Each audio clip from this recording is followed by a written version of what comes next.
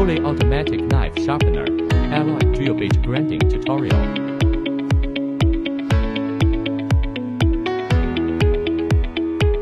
Connecting to the power supply.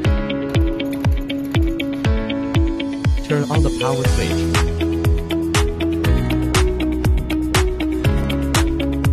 Click to enter the processing interface. Click on the tool type.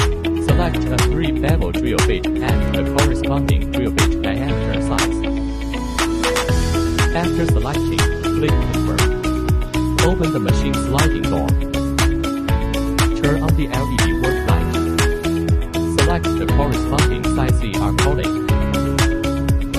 Remove the chuck cover. Put the ER collet into the collet cover and install it on the center shaft. Insert the drill bit that needs sharpening. Locking tool. Click the Start button at the bottom of the screen. The machine will automatically complete the tool grinding according to the program settings.